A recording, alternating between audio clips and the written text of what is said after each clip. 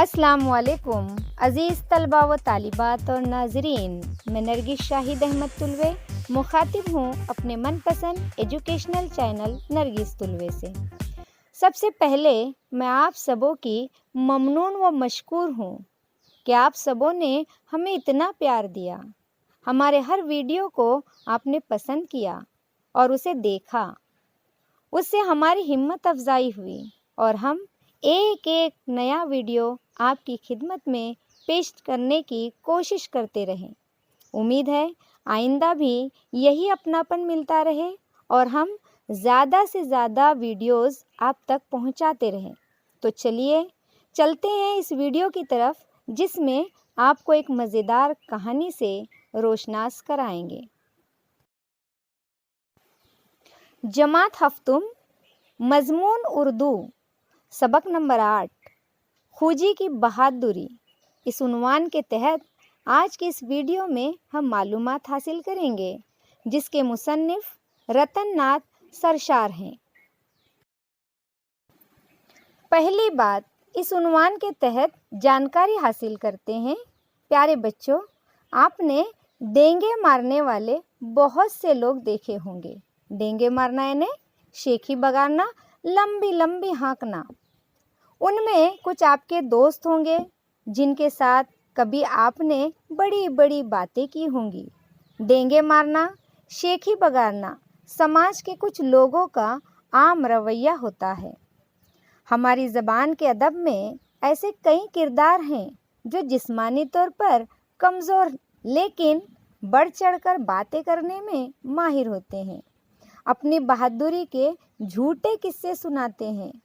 उन्हें ऐसा करने में बड़ा लुत्फ़ आता है। खूजी एक ऐसा ही किरदार है।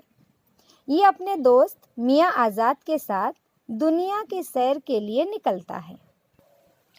उस वक्त रास्ते में मिलने वाले लोगों के सामने अपने वो कारनामे बयान करता है जो उसने कभी किए ही नहीं। ज़ेल का सबक खूजी की बहादुरी उर्दू की मशहूर नावल फसाने आज़ाद से लिया गया है। जान पहचान इस उन्वान के तहत मुसन्निफ रतन नाथ सरशार की मालूमात हासिल करते हैं।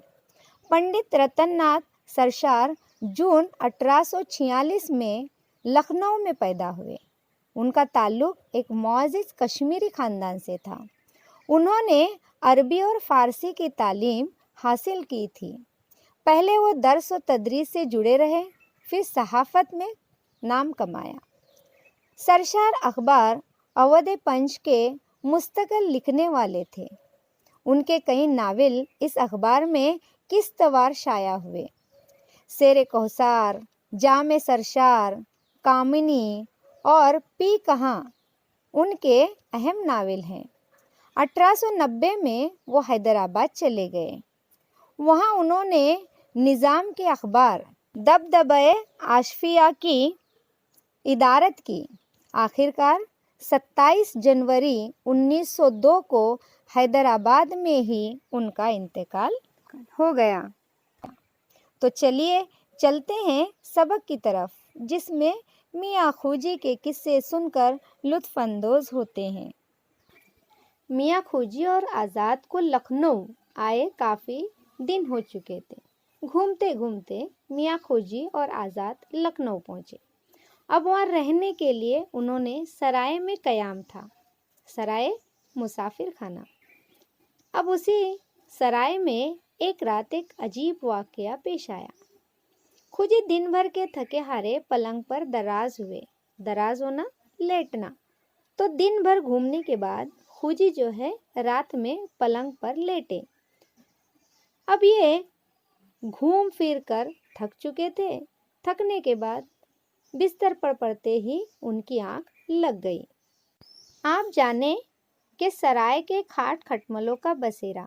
पिछले पहर ही से खटमलों ने मियाँ खूजी को भंबोरना शुरू कर दिया। बदन भर का खून जोंक की तरह पी लिया। अब जो है सराय में मुख्तलिफ इलाके के लोग आकर क़याम करते हैं। जो मुसाफिर होते हैं वो सराय में आकर रुकते हैं। और इसी वजह से हमने सुना है कि सराय में जो बिस्तर होते हैं उसमें अक्सर खटमलों का बसेरा होता है, यानी खटमल होते हैं। तो यहाँ पर भी हाल कुछ ऐसा ही था। मियाँ खोजी जिस बिस्तर पर लेटे थे उसमें बहुत ज़्यादा खटमल थे। अब जैसे उनकी आँख लगी, आँख लगते ही खटमलों ने उन पर हमला कर दिया। खटमलों ने उन्हें काटना शुरू कर दिया और उनका कहना है कि पूरे बदन का खून जो है खटमल चूसने लगे। एक तरफ थकन, दूसरी तरफ नींद का गलबा और उस पर खटमलों की योरिश यानी हमला। अब दिन भर के थके हुए थे और उस वजह से नींद भी आई हुई थी और तीसरा खटमलों ने उन पर हमला किया था। इन सारी बातों को मिलाने के बाद मियाँ खोजी झिल्ला उठे, यानी नींद भी नहीं मिल रही थी, थकन से चूर थे और खटमल काट रहे थे, इसलिए मियाँ खोजी झिल्ला उठे। उन्होंने उठकर चिराग रोशन किया, देखा कि बिस्तर पर सैकड़ों की तादाद में खटमल रेंग रहे हैं। जैसे ही उन्होंने बत्ती जलाई, क्या देखते हैं कि बिस्तर पर सैकड़ों की तादाद में खटमल रेंग रहे हैं। मियाँ खोजी का पारा चढ़ गया और गुस्से से वो चीखने चिल्लाने लगे, अरे लाना मेरी करोली, अभी इन खटमलों को मौत के घाट उतारता हूँ। करोली शिकारी का चाकू। क्या कहते हैं कि मेरी करोली मुझे दो, मैं इन खटमलों को मौत के घाट उतारता हूँ, उन्हें मेरी करोली से मार देता हूँ। इतनी करोलियाँ भोंकूंगा कि छठी का दूध याद आ जाएगा। अरे लाना तो मेरी करोली। मियाँ खोजी यूं दहाड़ दहाड़ कर चीखे तो तमाम सराय वालों की नींद हराम हो गई। अब ये करोली मांग रहे हैं, किससे मांग रहे पता नहीं है, बस करोली मांग रहे हैं चिल्ला चिल्ला कर, मेरी करोली दो, मैं खटमलों को इतनी करोलियाँ भोंकूंगा उन्हें छठी का दूध याद आ जाएगा। और ज़ोर ज़ोर से चिल्लाकर वो खटमलों से ही बातें कर रहे थे और उनके चिल्लाने से मुसाफिर खाने में यानी सराय में मौजूद जो मुसाफिर थे उन तमामों की नींद खुल गई और वो ये समझे कि चोर आ गया। उन्हें ऐसा लगा कि कोई मुसाफिर चिल्ला रहा है, इसका मतलब ये है कि कोई चोर सराय में घुस आया है। हर तरफ लेना पकड़ना जाने न पाए का शोर मच गया। अब जो कोई उठता वो कहता लेना पकड़ना जाने न पाए। सब क्या समझ रहे थे कि चोर सराय में घुस आया है। हरबोंग यानी शोरगुल का ये आलम कि कोई आंख मलता अंधेरे में टटोलता है, कोई खाट के नीचे से अपना संदूक खींचता है, कोई मारे डर के आंखें बंद किए दुबका पड़ा है। नींद में उठने के बाद कोई अपना सामान देख रहा है, कोई डर रहा है, कोई चोर के पीछे भाग रहा है, कोई लाठी हाथ में लिए चोर के पीछे भागता है। चोर चोर लेना पकड़ना जाने न पाए, इस तरह की आवाज़ें सराय में गूंजने लगी। मियाँ खोजी ने जो लेना पकड़ना जाने न पाए जागते रहना चोर चोर की आवाज़ें सुनी तो खुद भी गुल मचाने लगे।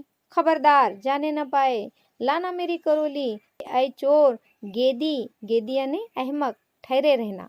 अब जैसे ही मियाँ खोजी ने बाहर शोर सुना तो उन्हें भी लगा कि कोई चोर घुस आया है और लोग चोर के पीछे भाग रहे हैं, तो इसीलिए वो भी चिल्लाना शुरू कर दिए कि खबरदार जाने न पाए, मेरी करोली दे दो, चोर रुको, ऐसी आवाज़ें निकालने लगे। अब मियाँ खोजी को ये कौन बताए कि ये शगुफ़ा खुद उन्हीं का छोड़ा हुआ है। शगुफ़ा यहाँ मुराद खराबी पैदा करने वाली बात। न वो सोते, न खटमल काटते, न वो चीखते चिल्लाते और न खटमल का चोर बनता। बात का बतंगर उन्हीं ने बनाया था। अब उन्हें कौन बताएगा कि ये जो सब कुछ किया धरा है, पूरे सराय के लोग जो उठे हैं और चिल्ला रहे हैं, ये उन्हीं की आवाज़ से ही उठे हैं।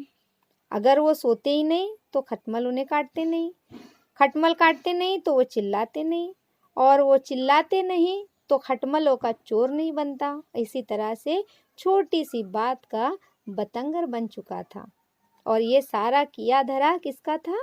मियाँ खोजी का था। अब मियाँ खोजी की रगे बहादुरी फरक उठी अब उन्हें बहादुरी दिखाने का शौक पैदा हो गया। एकदम से कुंडी खोलकर चोर पर लपक पड़े। जिधर से ज़्यादा आवाज़ें आ रही थी, तेजी से बढ़े। चारों तरफ अंधेरा था। किसी चीज़ से टकराए, ठोकर खाई और उड़ा उड़ा धम औंधे मुंह जमीन पर आ रहे। बदकिस्मती से वहां कुमार के बर्तन रखे थे। उन पर जो गिरे तो बर्तन चकनाचूर हो गए। उन्होंने अंधेरे में आगे बढ़ने की कोशिश की, चोर को पकड़ने के लिए, बहादुरी दिखाने के लिए, और किसी चीज़ से टकरा कर जो गिर गए तो बदकिस्मती से वहां पर कुमार के बर्तन रखे हुए थे। उन बर्तनों पर, मिट्टी के बर्तनों पर जब मियाँ खूजी गिर गए तो सारे बर्तन चकनाचूर हो गए। प्यारे बच्चों, अगले पार्ट में हम देखेंगे कि आगे खूजी का क्या हाल होता है, किस बहादुरी से खूजी चोर को पकड़ते हैं या लोग उन्हें ही चोर समझते हैं। देखते हैं अगले हिस्से में क्या होता है खूजी के साथ। तब तक के लिए दीजिए इजाज़त। अल्लाह हाफिज़।